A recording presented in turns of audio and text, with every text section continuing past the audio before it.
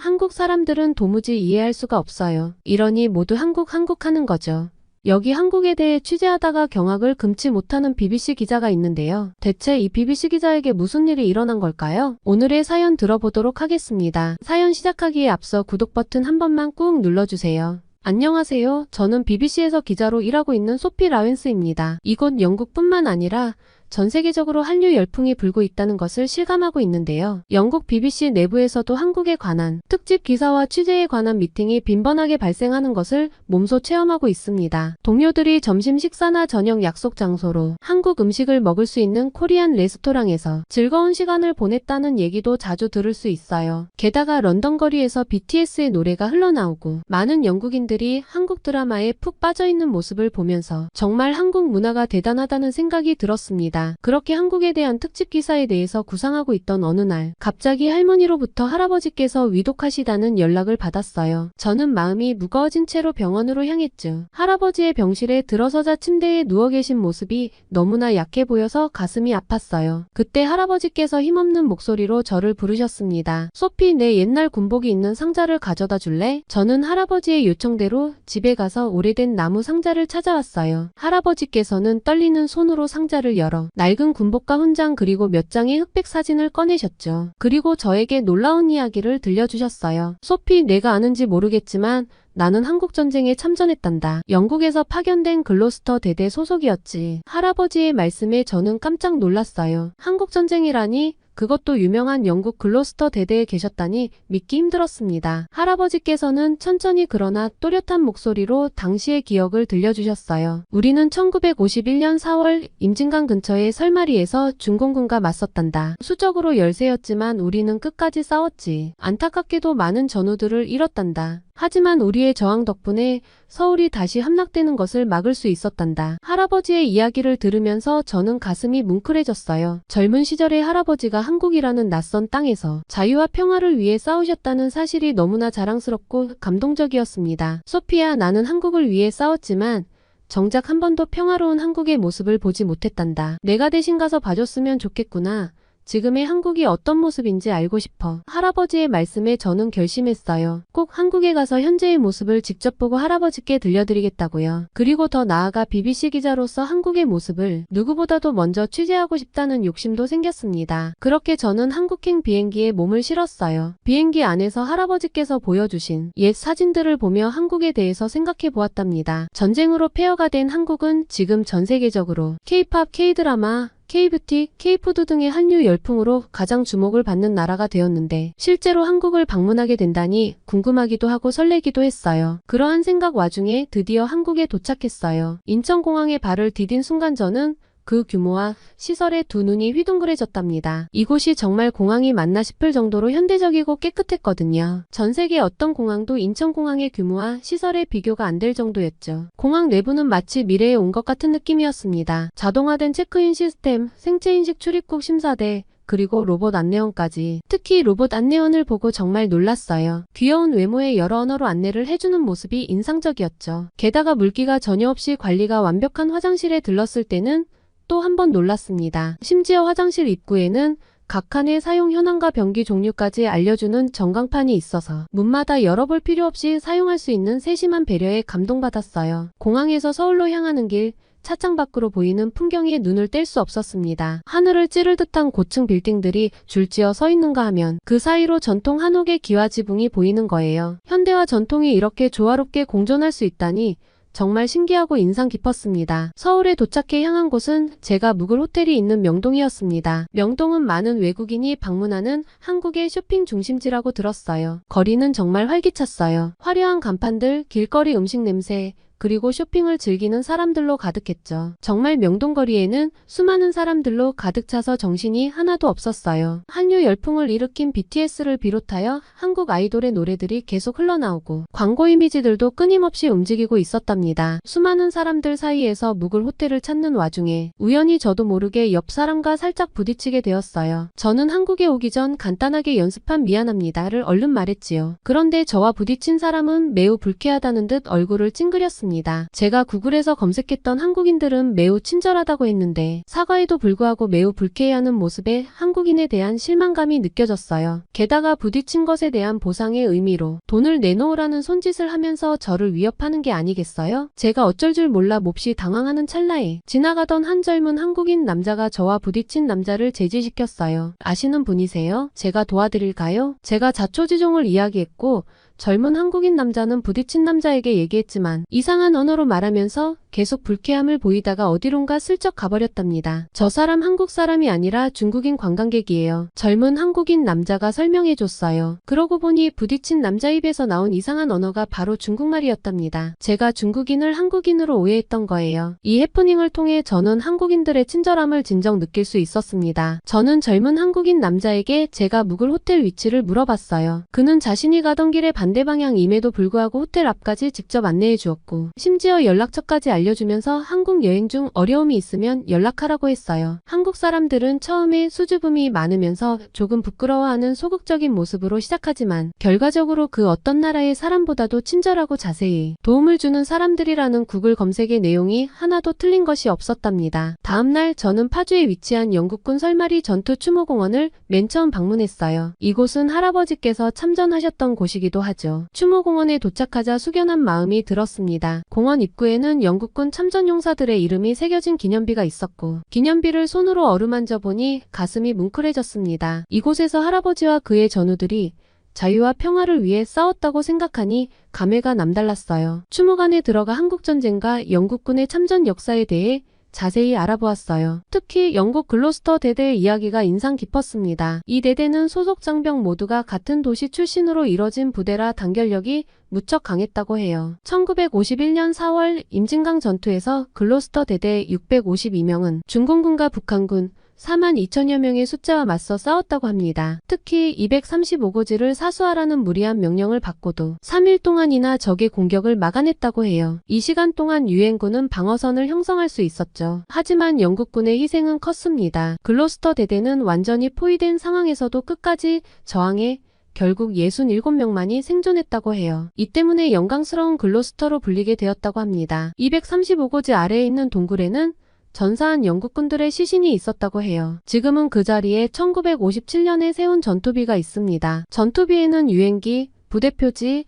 한글과 영문으로 된 전투 전기가 새겨져 있었어요. 이곳을 둘러보며 할아버지와 그의 전우들의 용기와 희생에 대해 깊이 생각하게 되었습니다. 그들의 희생 덕분에 오늘날의 한국이 있다는 것을 실감할 수 있었어요. 파주에서 서울로 돌아오는 길에 한국의 대중교통을 이용해봤어요. 버스와 지하철 시스템이 얼마나 체계적이고 편리한지 놀라웠습니다. 특히 버스 정류장의 전광판에 실시간으로 버스 도착 정보가 뜨는 걸 보고 감탄했어요. 이건 영국에서는 상상도 할 수 없는 일이죠. 게다가 지하철을 탔을 때는 또 한 번 놀랐습니다. 모든 역에 스크린도어가 설치되어 있어 안전했고 열차 내부도 무척 깨끗했어요. 그런데 더욱 놀라웠던 건 사람들이 아무렇지 않게 핸드폰을 사용한다는 거였죠. 영국에서는 소매치기가 무서워 공공장소에서 핸드폰을 잘 안 꺼내는데 말이에요. 아무 곳에서나 편안하게 핸드폰을 꺼내서 사용할 수 있다는 점이 너무나도 부러웠답니다. 택시를 탔을 때도 편리함을 느꼈습니다. 카카오 택시라는 앱으로 쉽게 택시를 호출할 수 있었고 목적지까지 가는 동안 운전기사님과 이야기를 나누며 한국에 대해 더 많이 알 수 있었어요. 특히 현금을 소지할 필요 없는 카드 결제가 너무나 편리해서 놀랐습니다. 파주 다음으로 제가 향한 곳은 인사동이었습니다. 이곳에서 한국의 전통 문화와 예술을 체험할 수 있다고 들었거든요. 좁은 골목길을 걸으며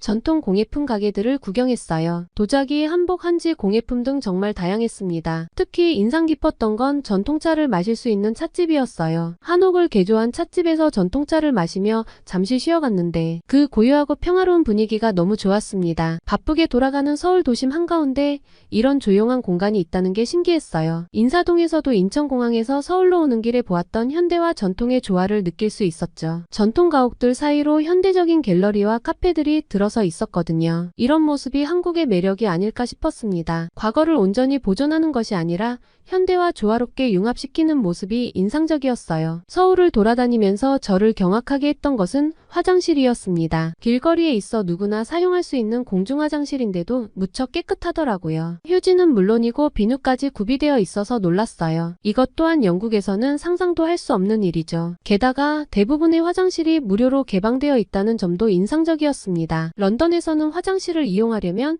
돈을 내야 하는 경우가 많거든요. 이런 점들이 한국의 높은 시민의식과 공공서비스 수준을 보여주는 것 같았어요. 인천공항에서 봤던 것처럼 서울의 공중화장실에도 화장실 사용 현황판을 볼 수 있었답니다. 역시 어느 칸이 비어있는지 어떤 종류의 변기가 있는지 한눈에 알 수 있었죠. 게다가 너무나도 청결하고 깨끗하게 관리된 상태에 한국은 정말 살기 좋은 나라라는 것을 실감할 수 있었어요. 저녁에는 호텔에서 한국의 유명한 배달 문화를 경험해봤어요. 스마트폰 앱으로 음식을 주문하니 30분도 안 돼서 따뜻한 음식이 배달되더라고요. 아침, 점심, 저녁은 물론 심지어 야식까지 다양한 종류의 음식을 쉽게 주문할 수 있다는 게 정말 신기했습니다. 배달 음식을 먹으면서 창밖을 내다보니 밤 11시가 넘은 시간인데도 거리에 사람들이 많았어요. 특히 여성들이 혼자 걸어다니는 모습이 인상적이었습니다. 영국에서는 늦은 밤에 여성이 혼자 돌아다니기 무서워하는데 말이에요. 많은 사람들이 늦은 시간임에도 핸드폰을 보고 통화하거나 이어폰을 끼고 음악을 들으며 소매치기 걱정 없이 편안하게 돌아다니는 모습을 보고 호기심에 저도 밖으로 나가봤어요. 거리 곳곳에 CCTV가 설치되어 있고 가로등도 밝게 켜져 있어 안전하다는 느낌이 들었습니다. 경찰서와 파출소도 자주 보여서 더욱 안심이 되더라고요. 게다가 늦은 밤인데도 거리 곳곳에 편의점이 밤을 밝혀주고 있었답니다. 한국의 편의점은 정말 없는 게 없을 정도로 다양한 물건을 팔고 있더라고요. 심지어 택배 발송, 교통카드 충전, 간단한 식사, ATM 이용까지 가능하다고 해서 깜짝 놀랐습니다. 편의점 직원분께 여쭤보니 한국에는 5만 5천 개가 넘는 편의점이 있다고 하더라고요. 전 세계 맥도날드 매장 수보다 많다니 정말 놀라웠답니다. 24시간 운영되는 편의점이 이렇게 많으니 한국 사람들의 삶이 얼마나 편리할지 부러울 따름이었습니다. 높은 치안 수준과 안전한 환경의 서울 밤거리 경험은 정말 인상적이었어요. 이렇게 하루를 마무리하며 한국의 발전상에 대해 깊이 생각해보게 됐어요. 할아버지께서 보셨던 전쟁 속의 폐허였던 한국이 이렇게 안전하고 편리한 나라가 되었다니 정말 놀라웠습니다. 한국에서 보낸 시간이 길어질수록 이 나라와 사람들에 대한 제 이해도 깊어져 갔어요. 처음에는 단순한 호기심이었는데 이제는 깊은 애정과 존경심을 느끼게 되었습니다. 특히 한국인들의 성실함과 부지런함에 깊은 인상을 받았어요. 어디를 가든 사람들이 열심히 일하는 모습을 볼 수 있었죠. 아침 일찍부터 늦은 밤까지 불이 켜진 사무실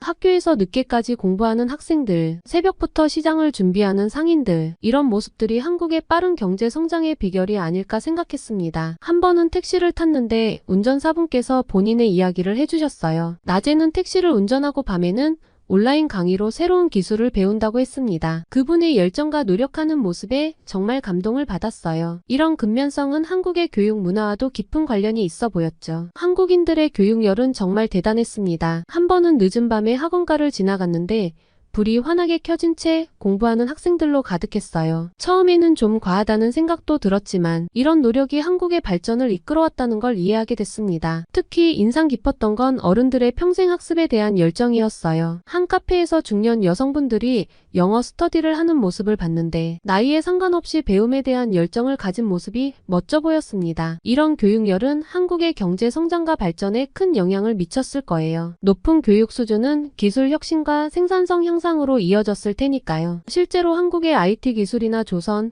자동차 산업 등이 세계적인 수준에 이른 것도 이런 배경이 있어서가 아닐까 생각했습니다. 한국인들의 또 다른 특징으로 뛰어난 단결력을 들 수 있을 것 같아요. 이는 한국의 역사와 깊은 관련이 있어 보였습니다. 외세의 침략과 전쟁 등 수많은 위기를 겪으면서 단결해야 살아남을 수 있다는 교훈을 얻은 것 같았어요. 2002년 월드컵 때의 붉은 악마의 응원을 유튜브로 본 적이 있는데 그때 보여준 한국인들의 단결력은 정말 대단했죠. 온 나라가 하나가 되어 응원하는 모습이 인상적이었어요. 코로나19 대유행 시기에 한국인들이 보여준 단결력도 세계적으로 주목받았다고 들었습니다. 마스크 착용, 사회적 거리 두기 등을 잘 지키면서 위기를 함께 극복해 나갔다고 하더라고요. 이런 모습은 한국인들의 강한 공동체 의식을 잘 보여주는 예가 아닐까 해요. 거리에서 교통사고가 난 것을 목격했는데 순식간에 주변 사람들이 모여들어 도와주는 모습을 봤어요. 누가 시키지 않았는데도 자연스럽게 협력하는 모습은 영국인들의 행동과 비교했을 때 조금 생소했답니다. 이런 단결력과 협력하는 문화는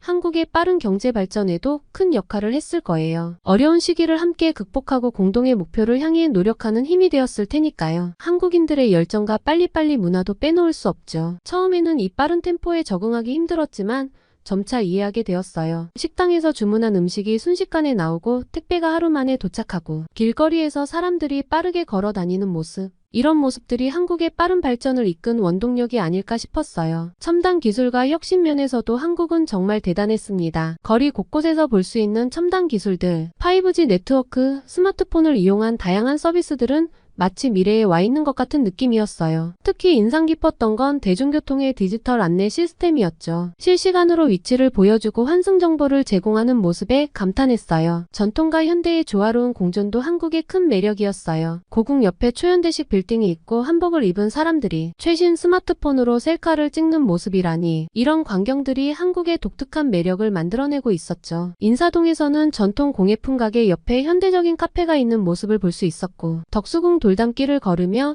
현대미술관을 구경할 수 있었어요. 한국인들의 따뜻한 정 문화도 깊은 인상을 남겼습니다. 처음에는 이해하기 어려웠지만 점차 그 깊이와 아름다움을 알게 되었어요. 처음에는 소심하게 대하다가 마치 아주 오래된 친구나 가족처럼 자신이 가던 길이나 시간을 희생하면서도 친절하게 데려다주는 경우가 있었습니다. 처음 본 상황임에도 불구하고 먹을 것을 주거나 자신이 가진 물건을 선물로 주는 등 한국인의 정이 듬뿍 담긴 친절함에 굉장히 놀랐어요. 이런 경험들을 통해 저는 한국과 한국인들에 대해 더 깊이 이해하게 되었어요. 처음에는 단순히 K-팝과 K-드라마의 나라로만 알고 있었는데 이제는 그 이면에 있는 사람들의 열정과 노력, 창의성과 따뜻함을 볼 수 있게 되었습니다. 한국의 이런 특징들은 제게 많은 영감을 주었어요. 어려움 속에서도 포기하지 않고 노력하는 정신, 배움에 대한 관심, 빨리빨리 문화에서 보이는 효율성과 열정, 첨단 기술을 통한 삶의 질 향상, 전통과 현대의 조화를 통한 문화적 풍요로움, 그리고 정문화를 통한 사회적 유대감까지, 이런 것들은 우리 영국 사회에서도 배울 점이 많다고 생각합니다. 그리고 영국에 돌아와서 한국을 방문하면서 보고 들었던 일들을 할아버지께 이야기해드렸어요. 한국은 아직도 할아버지가 참전하셔서 지켜냈던 설마리 전투에 감사하고 있다는 말도 잊지 않았죠. 이때 할아버지의 눈가에는 눈물이 맺혀 있었답니다. 할아버지와 전우들이 목숨 바쳐 지켜준 한국이 고마움을 잊지 않고 있을 뿐만 아니라 경제와 IT 분야에서 세계적인 수준이라는 사실에 만감이 교차하신 것 같았어요. 그리고 제가 한국을 다녀온 것과 좋은 소식을 알려주어서 고맙다고도 하셨습니다. 저는 할아버지가 건강을 되찾고 한국을 꼭 방문했으면 하는 소원을 빌었어요. 이런 계기로 한국에서의 놀라운 경험들을 바탕으로 저는 BBC만의 특별한 특집 기사를 준비하기로 결심했어요. 이 기사를 통해 영국 시청자들에게 한국의 다양한 면모를 균형 있게 소개하고 싶었습니다. 먼저 할아버지의 이야기로 시작하여 한국전쟁 당시의 모습과 현재의 발전상을 대비시키려고 해요. 이를 통해 한국의 놀라운 성장 과정을 보여줄 수 있을 것 같습니다. 전쟁의 폐허에서 세계적인 경제 강국으로 성장한 한국의 이야기는 많은 사람들에게 감동을 줄 수 있을 거예요. 다음으로 한국의 현대적인 면모를 소개하려고 해요. 첨단 기술과 혁신적인 도시 인프라,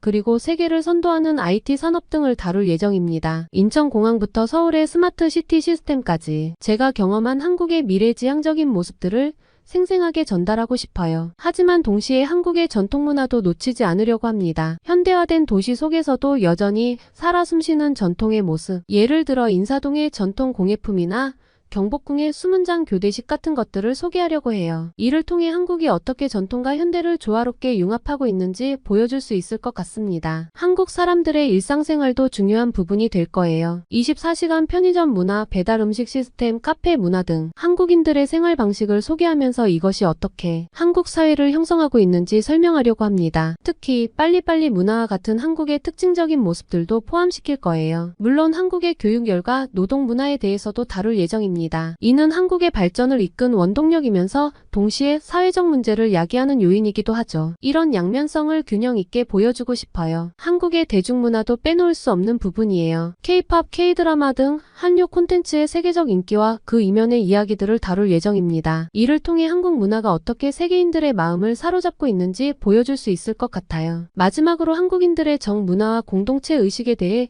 이야기하려고 합니다. 이는 제가 한국에서 가장 깊은 인상을 받은 부분이에요. 이런 문화적 특성이 어떻게 한국 사회를 형성하고 있는지, 그리고 우리가 여기서 무엇을 배울 수 있는지 생각해보는 시간을 가져볼 수 있을 것 같습니다. 이 특집 기사를 통해 영국 시청자들이 한국에 대해 더 깊이 있고 균형 잡힌 시각을 가질 수 있기를 바랍니다. 단순히 경제적 성공이나 대중문화의 인기를 넘어 한국이라는 나라와 그 사람들의 진정한 모습을 전달하고 싶습니다. 이 특집 기사를 준비하면서 저는 한국 분들의 의견도 듣고 싶어요. 여러분의 의견을 반영하여 더욱 풍성하고 흥미로운 기사를 만들어가고 싶습니다. 한국은 저에게 많은 영감과 깨달음을 주었어요. 이 특별한 경험을 여러분과 나누게 되어 정말 기쁩니다. 여러분의 의견을 기다리고 있을게요. 함께 한국에 대한 이해를 넓혀갈 수 있기를 바랍니다. 지금까지 저의 긴 사연을 읽어주셔서 감사합니다. 한국전쟁에 참전했던 할아버지를 대신해 한국을 직접 방문한 소피의 사연 어떠셨나요? 영국 BBC 기자 소피의 한국 특집 기사에 꼭 포함되었으면 하는 내용이 있다면 댓글로 남겨주세요. 오늘의 사연이 마음에 드셨다면 구독과 좋아요, 알림 설정 부탁드립니다. 여러분의 구독과 좋아요는 더 좋은 영상을 제작하는 데 큰 힘이 됩니다. 지금까지 감동적인 사연을 소개하는 감동 더하기였습니다. 오늘도 행복한 하루 되세요.